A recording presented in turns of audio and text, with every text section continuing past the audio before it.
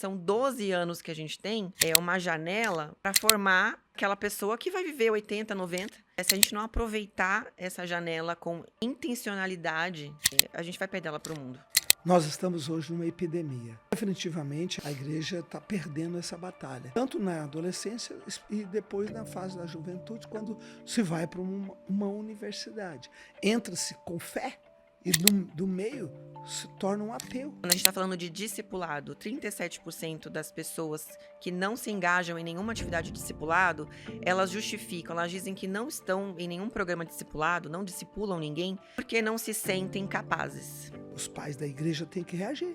Nós não podemos permitir que nossos filhos possam caminhar para o matadouro e a gente ficar parado, olhando sem achar que não tem nada o que se fazer. Vamos pensar além de proteger os nossos filhos do mundo? Sim. A Bíblia fala que eles são flechas. Quando a Bíblia fala que está lançando os dardos inflamados do inimigo, nós temos flechas. Então, está na hora da gente devolver o fogo. Olá, queridos, vocês que nos acompanham no nosso Cientificamente, toda semana um episódio novo, trazendo luz, direção, trazendo respostas para as perguntas que tantas vezes machucam o coração da gente, não tem com o que a gente conversar, não tem, às vezes, uma ajuda direta, uma orientação assertiva que você precisa. E o podcast tem esse objetivo, trazer luz, trazer ajuda, trazer direção e convergência entre ciência e fé, ciência e espiritualidade, em todas as áreas da vida. Não é só na física, não é só na biologia, na química, né? Nas ciências interpessoais, é no relacionamento pai-filhos. E hoje está aqui conosco a professora Carol Mendonça. Ela é chamada Mãe Coruja. Bom, acho que já dá para imaginar o que significa esse negócio aí. Mas ela é muito abençoada. Ela tem uma expertise de como pais discipulam filhos. Olha que coisa agressiva. Nunca ouvi falar isso, sabia? Já ouvi falar pai cuida de filho, pai repreende, pai disciplina, pai ajuda, pai é amigo, mas pai discipular é um desafio gigante. Porque filho não quer escutar pai na adolescência, não. É difícil. Muito difícil. Eu sei porque eu sou pai de 3. Hoje sou neto, né? Perdão, hoje eu sou avô de 6 netos, com média de 20, 19, 16. Imagina. E eu sei a batalha que é para discipular esta geração. Mãe Coruja, conte a sua história. Como é que você chegou nesse título tão iluminado? Obrigada, pastor, obrigada. Estou muito feliz de estar aqui. Muito obrigada pelo convite, é uma honra. E mãe coruja, né? Me tornei uma mãe coruja. Então foi pela experiência. Faz 11 anos, né? Meu primeiro filho já cuidava, já tinha os meus filhos espirituais na igreja, né? Já liderava jovens e adolescentes, então já estava ali acostumada a discipular pessoas. Mas aí eu caí no grande desafio, como o senhor falou, de ter que discipular os meus filhos, né? Os meus filhos. Hoje eu tenho o Lucas, de 11 anos, e o Pedro, de 4. Uau. E, como o senhor falou, é difícil discipular os de casa. Mais difícil, porque a gente está ali no dia a dia, né? Porque é igual nas redes sociais, a gente só vê a parte boa, né? Claro. E aí, quando você está sendo discipulado por alguém da igreja, um mentor, um pastor, a gente só vê também a parte boa. Mas um pai e uma mãe discipular um filho 24 horas por dia, o filho vendo todos os seus defeitos, o filho vendo se você cumpre o que você prega. É isso aí. Difícil. Agora, por que você chegou nesse desafio de dizer pais discipulam filhos? Isso já me impressiona. Como que você concluiu isto? E a que ponto que você evoluiu esse conceito? Apesar da gente ter esse movimento natural da vida corrida da nossa sociedade de terceirizar a educação, de terceirizar tudo. Então, terceirizamos muito a educação hoje para as escolas, terceirizamos a educação cristã às igrejas, né? Então, a gente está acostumado a deixar que o filho aprenda a Bíblia ali naqueles 1h e 40 minutos que ele está no cultinho.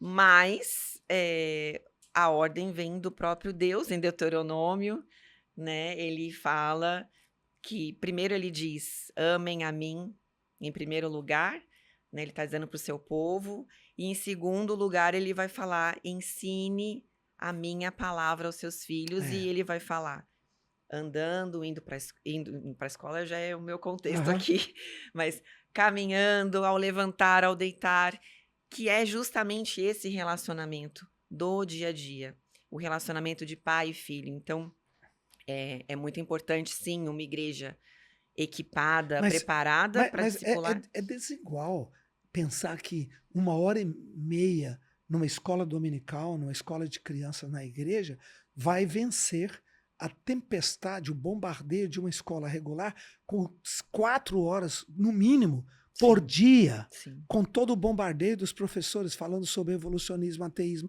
falando sobre o movimento woke, falando sobre tudo. Assim, ei, é irracional querer colocar um negócio desse na balança, não é não? É totalmente desleal. Hoje a batalha que a gente trava outras gerações atrás não era tanto quanto hoje. Hoje existe uma agenda mesmo, né? Sim. Antibíblica, anticristã. E essa agenda está dentro de todos os conteúdos, desde matemática, física, eles conseguiram inserir isso. Antigamente não, era o ensino per si. Hoje não, hoje o conteúdo está infiltrado com essas narrativas, né? E dentro do entretenimento. Exato. Porque ainda quando a criança chega da escola, em casa, Sim. muitas vezes, novamente, correria, os pais trabalham, dupla jornada, a mãe limpando a casa, vai para YouTube, vai para a internet, vai para jogos. Então, a gente tem realmente pouquíssimo tempo de qualidade, né? Assim, falando de maneira geral, eu sei que há exceções, há pais e mães que ali restringem Sim. mais a questão de telas, que estão ali E ensinando. deveria restringir, não é? Sim, exatamente. Mas, assim, a grande maioria, a gente sabe que precisa desse tempo de qualidade, tempo de discipulado intencional. Mas quando eu falo de discipulado intencional, não necessariamente precisa ser um dia, um horário Sim. fixo, né? Eu sempre falo nos lugares onde eu vou que é uma mudança de mente. Sim. É o pai entender que ele está no modo de criação de filhos. A gente sabe que a gente tem... quando a gente está vivendo a experiência de maternar, né, ou da paternidade, a gente pensa assim, meu Deus, isso não vai durar nunca, né? Ai, todo dia eu tenho que acordar, levar a criança cedo para a escola, fazer lancheira. Mas tem que pensar que passa rápido. São 12 anos que a gente tem, é uma janela para formar aquela pessoa que vai viver 80, 90. Sim. E se a gente não aproveitar essa janela com intencionalidade, Inteligente. a gente vai perder ela para o mundo. Agora, você desenvolveu esse programa, levou para a internet. Você trabalha, você tem uma página, você tem um material no YouTube ou na internet que trouxe muita curiosidade, vamos dizer, que trouxe o cochicho. Conte como é que foi isso. Eu tenho produzido já conteúdo. Na verdade, eu comecei despretensiosamente, né? Só postando as coisas que eu fazia em casa, as coisas que eu sempre trabalhei em Ministério Infantil na igreja, postando. Até que as pessoas começaram a falar, nossa, mas você é muito criativa, né? Eu sou da área de artes, né? Minha formação é de comunicação, é de artes.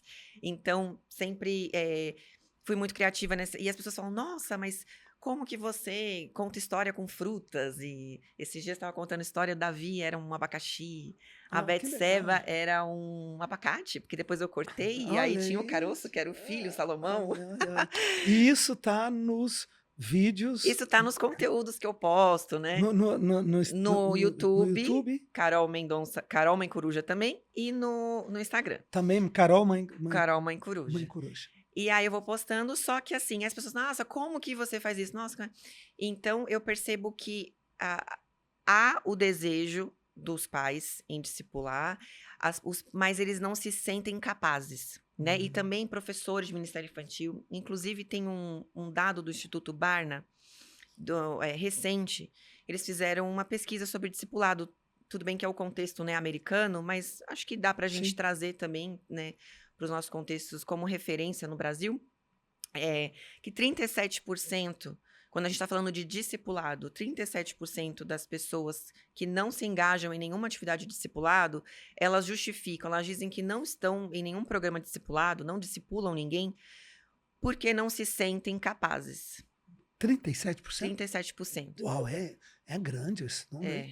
E de fato eu vejo, né, na minha experiência nos domingos na igreja, pais que realmente falam, nossa, meu filho está aprendendo isso na igreja, a gente tem um programa muito forte de ensino lá na nossa igreja, e os pais falam, nossa, mas eu nunca nem aprendi isso. Esses dias a gente estava falando sobre as alianças, né, a aliança de Adão, de Abraão, de Moisés, e aí culminamos ali na Páscoa, a nova aliança em Jesus. E aí alguns pais falam, nossa, a gente eu nem sabia disso. Então, assim, muitos pais estão despreparados. Então, sim, nós temos, de um lado, a gente tem o mandamento bíblico de ensinar a palavra, e do outro, a gente tem pais despreparados. E, às vezes, até mesmo professores no Ministério Infantil, ali no contexto de igreja, despreparados.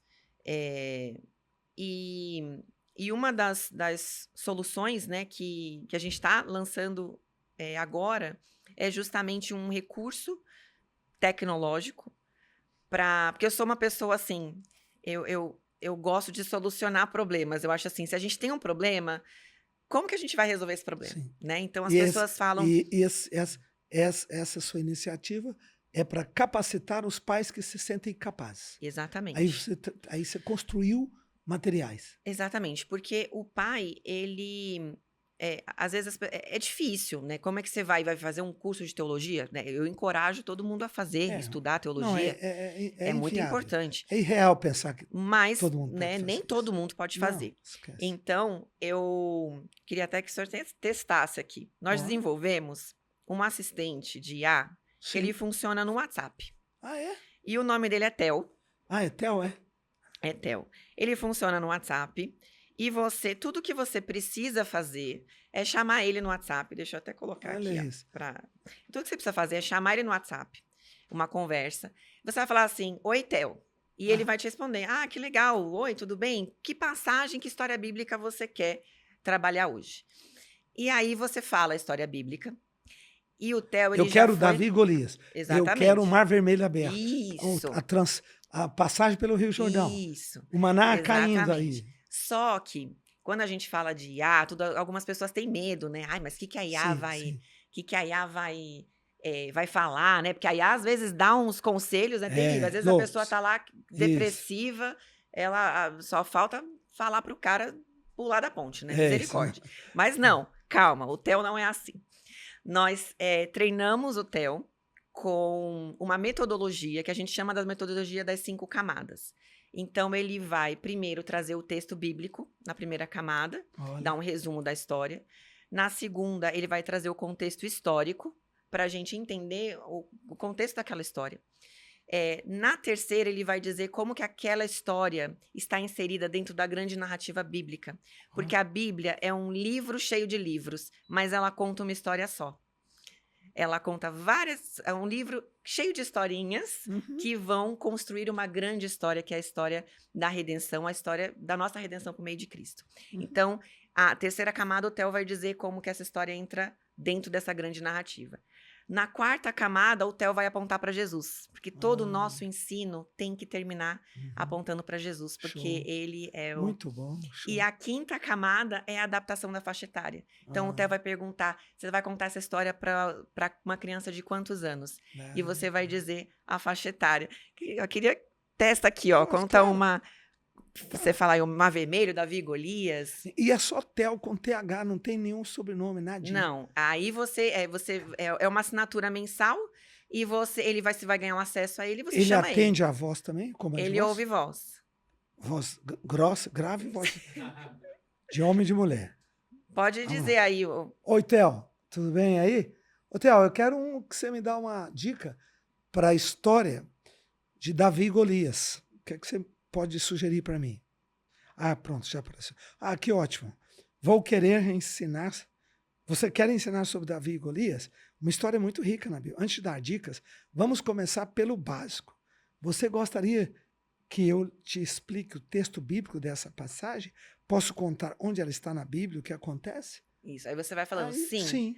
E ele vai conduzindo. Que show. Porque às vezes a gente tem ansiedade de já querer ir logo para atividade. Ah, eu quero uma atividade. Só que você não se prepara. Uhum. Pronto, tá aqui, ó. Olha aí, gente, ó. Se você quer conversar com o Theo, você já tem um instrutor para qualquer tipo de histórias para você contar para o seu filho. Ah, uma pergunta. E se você não tiver uma ideia? Olha, eu já contei a história de Davi e Golias, do Mar Vermelho, eu já falei sobre o Maná, me dá uma ideia, me dá uma Ele sugestão. pode sugerir, ele pode também sugerir. sugere. Você pode Que falar bom. Nossa, um tema e ele... Olha, tá aqui pronto. A Bíblia nos fala em 1 Samuel 17 que Davi era um jovem pastor que enfrentou Golias. Tudo bonitinho, parabéns. E Mãe no final, coruja. e ele vai depois dizer, quer que eu te explique o contexto histórico? É. E aí você vai só dando sim, sim, Sim. e ele vai te equipando. Aí quando você vai depois contar essa história para uma criança, tudo, serve até pro devocional, não precisa nem ser só para sua, você não precisa nem ter uma criança para, né, o intuito é para o discipulado infantil, porque ele tem ali no final, na quinta camada, a faixa etária, mas serve até para o seu, eu uso ele também às vezes para o meu devocional, uma dúvida do contexto histórico, alguma coisa. Então Que bom. Agora, deixa eu te perguntar uma pergunta importante. Qual a faixa etária mais fácil e qual a mais difícil dos filhos que se encontra mais resistências? E como adaptar a isso? Olha, mais fácil, eu acho que tudo é difícil. É. Toda fase tem os seus ônus e os seus... Mas 3 anos para frente, 4 aninhos, tá Sim, aberto, eu né? acho que são, assim, quando é muito bebê, você tem que ficar bem no superficial, né? Então, eu acho difícil logo no início, quando é bebê, porque você não... Às vezes você quer ensinar muita coisa e você acaba falando demais. Às vezes é só o básico. Deus é amor, Deus cuida, né? Às vezes até com musiquinha também, né? Só com... São 3 conceitos muito... palavrinhas. Isso. Só. Deus é amor. São conceitos... Deus cuida, Deus guarda, né? A criança que tem medo, então Deus guarda. São conceitos muito simples. Ali no meio, ali 5 anos, é uma faixa etária muito gostosa, que você já consegue começar a trazer mais corpo para o ensino e tal. E aí eles são também... estão mais abertos para o ensino, né? Não questionam tanto. Então, eu diria que seria o mais fácil. Agora, eu gosto muito, apesar de ser desafiador, igual a gente comentou, né? De adolescentes e pré-adolescentes. É desafiador. Mas é muito gostoso, porque eles já começam a entrar no debate crítico, né? E eu acho que esse desafio, assim, se o pai abraça isso, ele entende que ele está formando ali um ser humano, um cristão, é maravilhoso. Sim. Então, assim, eu acho que todas as suas fases têm os seus desafios, mas, por exemplo, com uma criança, hoje com 11 anos, o meu filho, a gente trabalha o catecismo, né? O protestante. Catecismo, o pessoal acha que é coisa de católico, né? Mas catecismo é um método de ensino com perguntas e respostas. Sim. E aí tem o catecismo protestante, que Martinho Lutero usou muito, inclusive, na época da Reforma. E você já consegue, nessa faixa etária, trazer conceitos teológicos. Eu preparei um material que é como se fosse cartinhas de Pokémon, né? E a gente tá... são 50. A gente tá fazendo, inclusive... Cada cartinha é um tema? É uma pergunta. Então, o que é Deus? Uau! Deus é espírito eterno e imutável. Olha. E a criança vai decorando as perguntas. Você fez isso? Isso é com base nos catecismos de Westminster, dos catecismos, né, que já existem. Mas a ideia de colocar nas cartinhas. Nas cartinhas e também porque os catecismos até são maiores, né? A gente fez 50 e uma seleção de como podemos reconhecer a fé verdadeira. A fé verdadeira produz boas obras. Então é um método de memorização com perguntas e respostas. Por quê? Um dos problemas hoje em dia é que as crianças e os adolescentes, enfim, e os pais também, a gente não sabe explicar a razão da nossa esperança, que é o que Pedro diz, né? Estejam sempre prontos para explicar a razão da sua esperança. Você deve ver crianças que têm ali seus 11 anos, adolescentes. Ah, você é cristão? Sou. Ah, mas a pessoa não sabe nem explicar o que é ser cristão. Ela não sabe nem explicar o que crê. Então, eu acho que quando eu tenho buscado criar ferramentas para os pais e para as pessoas que trabalham com crianças para desenvolver essa capacidade. Porque uma vez que você desenvolve essa capacidade intelectual mesmo, da criança entender e argumentar a fé dela. Então, ela está no momento ali na escola, né? No momento onde a fé dela está sendo questionada, ela consegue agir com pensamento crítico, entender a fé dela e elaborar isso, defender a fé dela diante do que a gente vê hoje no mundo, né? Você ainda não pegou uma experiência de um adolescente questionar conceitualmente o pai ou a mãe nesse momento do discipulado. Adolescente, que eu digo assim, um menino de 15, 16 anos, ou falar, não me interessa esse conteúdo da Bíblia, pai, eu já passei dessa fase. Ainda, esse tipo de adolescente hostil, você já conseguiu mapear a melhor forma de entrar nele? Eu acho que hoje o problema do adolescente não é nem a Bíblia. Assim, o problema dele é essa abertura com os pais, é o relacionamento com os pais. Então, quando a criança ela fala assim, eu não quero saber disso, ou o adolescente, na verdade, o adolescente ele é carente dessa atenção, mas ele é uma fase em que ele se distancia, né? Biologicamente, né? O corpo dele está, os hormônios, enfim, ele está programado para se distanciar dos pais, para viver uma outra fase. E eu acho que, assim, é uma construção que os pais precisam ter desde pequeno, desse relacionamento, dessa abertura com os pais, porque realmente não dá para chegar na adolescência, você que não teve abertura, não teve tempo de discipulado. Se houve ruptura. Houve ruptura, né? A criança tá lá, só fica fechada no quarto. E o pai aceita isso, e o pai não procura, e o pai não vai atrás, a mãe. Quanto mais vai se distanciando, mais você vai perder esse relacionamento. E eu acho que, assim, a nossa autoridade, ela é, por mais que ela seja questionada pelo filho, ele sabe que deve ouvir o pai.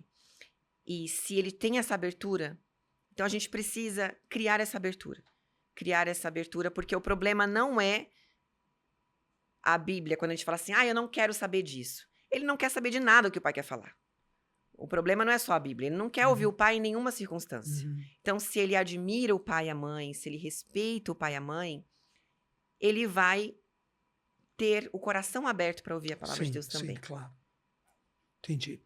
Perfeito. Eu acho que nós estamos hoje numa epidemia. Definitivamente a igreja, quando eu digo a igreja, falando em números gerais, né? A igreja está perdendo essa batalha. Tanto na adolescência e depois na fase da juventude, quando se vai para uma universidade. Entra-se com fé e do meio se torna um ateu. Se torna alguém extremamente questionador, ateu e reticente a qualquer ambiente da espiritualidade de Deus, coisa assim. Eu acho que nós, os pais da igreja, têm que reagir. Nós não podemos permitir que nossos filhos possam caminhar para o matadouro e a gente ficar parado, ficar olhando sem achar que não tem nada o que se fazer. Tem o que se fazer. E essa proposta tua é ótima, porque tem como você está dando algo concreto que possa discipular o filho, pegando as fases mais básicas da criança e depois andando, né, para a adolescência, para o período da adolescência. Você falou no início, a gente trocando uma ideia aqui, sobre duas famílias, tipo uma tese que se estudou, duas famílias de diferentes pais com diferentes visões da vida e compromissos, um cristão e um não. Explica isso aqui no ar para mim, para nossa audiência. Sim.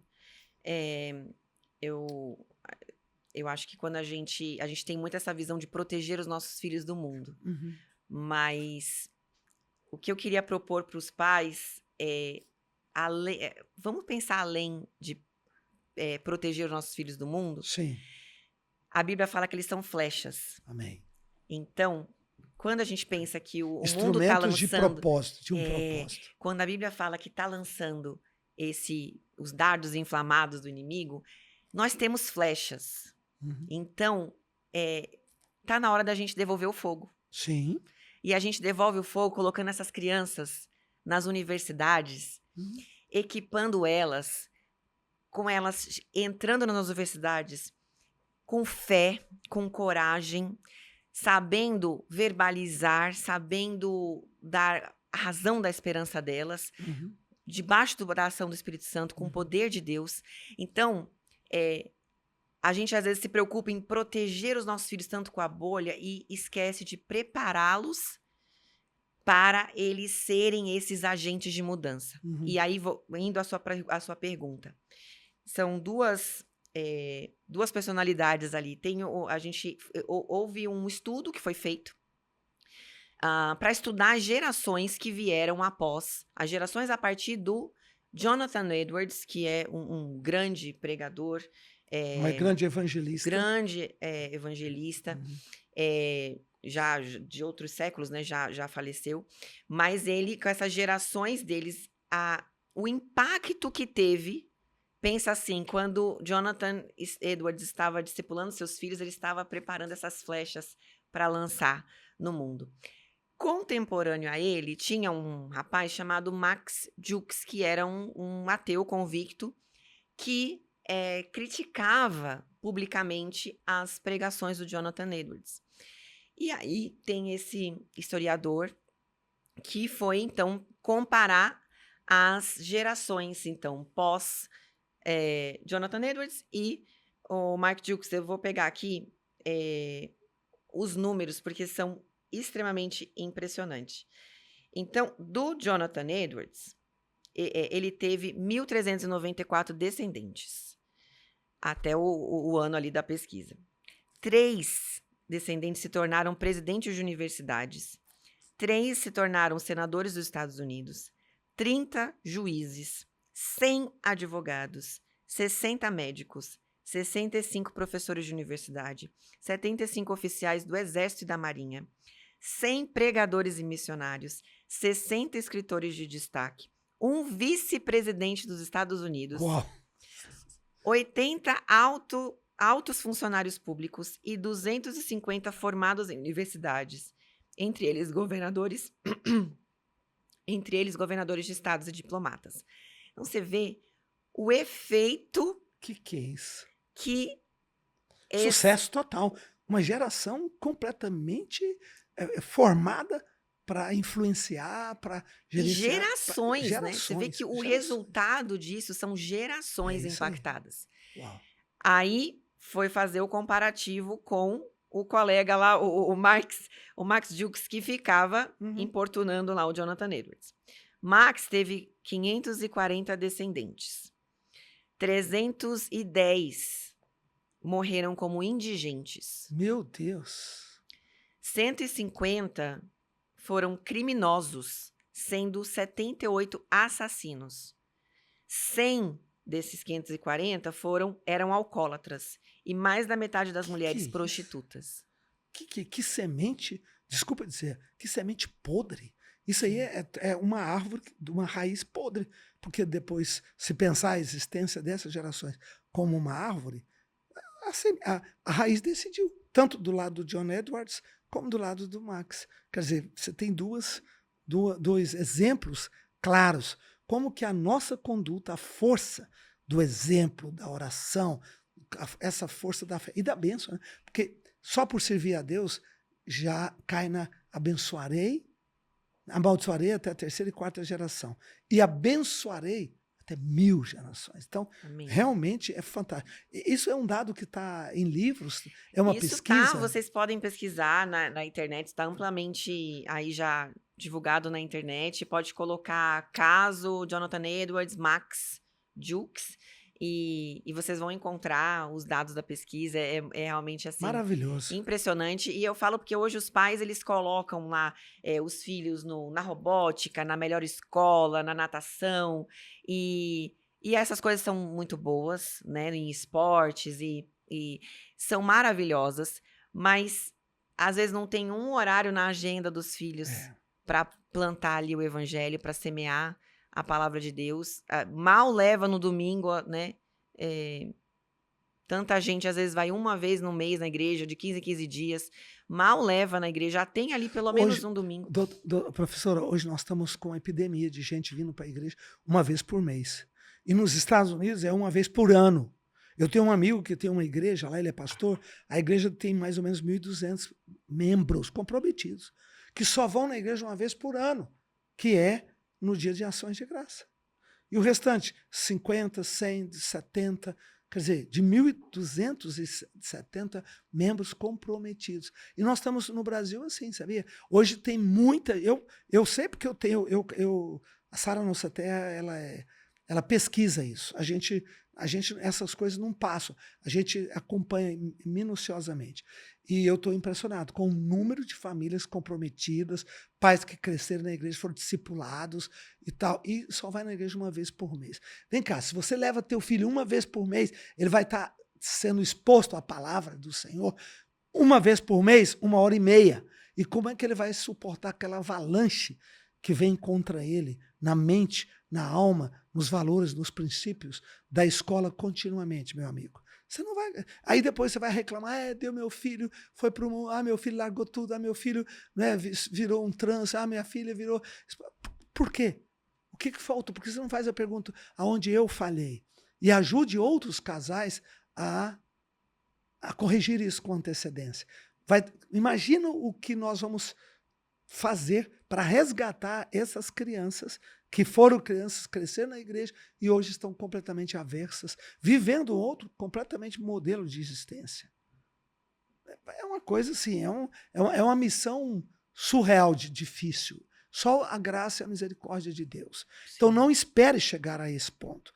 Não espere. Professora, você dá palestra, você dá treinamento para as igrejas. Se alguém quiser te levar, falar, eu gostaria demais que você falasse para treinasse os nossos professores da escola dominical, das crianças, tal, adolescentes. Você topa isso ou não? Sim, tá na missão? Certeza, com certeza. E qual o contato? Pode ser lá no meu Instagram mesmo,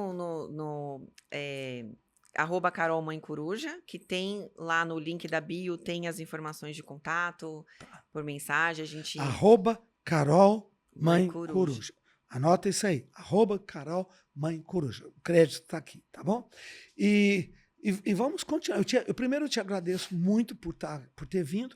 Segundo, eu te agradeço por esse coração maravilhoso, essas iniciativas suas, né? As histórias com frutas, isso tudo é muito inteligente, que estão nos vídeos. Vai criar uma estratégia para municiar nossos pais, para saber como fazer, o que fazer, ter histórias e ter estratégias que no dia a dia, né? Facilita, faz as coisas se tornarem mais fáceis. Sim. E depois, por você se dispor a sair, a treinar, porque hoje é muito preocupante a gente ter crianças que nasceram na igreja, foram apresentadas na igreja e depois, pelos pais, voltam à igreja uma vez por mês. Sim. Que é a média brasileira hoje. É triste demais. Sim. E claro que se a misericórdia de Deus não atuar muito, a gente já perdeu essa batalha. Pai, sinto muito te falar, tá? Não quero machucar seu coração, não. Mas eu tenho que ser profeta e honesto. Você vai perder essa guerra. Sozinho você não vai conseguir. Eu cuido dele em casa sozinho. Não vai cuidar. Sabe por quê? Quando ele se tornar adolescente, ele não quer você. Ele não quer a tua companhia. Sinto muito, tá? Por mais que você seja perfeito, ele vai virar o rosto para amigos, da escola, da rua, do prédio, dos parentes. Ele vai vazar. Com a internet hoje, então, meu amigão, aí que ou você traz sua família, integra na igreja para valer e cria um ambiente de amigos saudáveis, amigos Sim. que amam Jesus, uma turma que valoriza Deus, que valoriza a palavra, o louvor, a adoração. Aqui é o que nós, Sara Nossa Terra, construiu no Arena. O Arena é isso. É onde os meninos chegam na pré-adolescência e apaixonam. Então tem um meio que segura eles. Sim. Ao invés de ter um meio que os empurra para a maconha, para o sexo, para as camisinhas, para esses assuntos, né, que não soma nada para um adolescente, só aumenta a rebeldia, nós temos um meio construído para dar força a eles. Maravilhoso. Essa é a força da Sara, uma das forças da Sara Nossa Terra. Obrigado, em nome de Jesus. E dá um grande abraço no teu pai, publicamente falando. E aqui está aberto o nosso canal, tá bom? Deixa uma palavra uma palavra profética aqui para os pais, para os pastores, educadores, para todos todo esse exército de profissionais, de gente de amor, avós, tios, familiares, que tem essa missão de ajudar os pequeninos a andar no caminho reto toda a sua vida. Eu acho que é uma mensagem de convocação mesmo, convocação.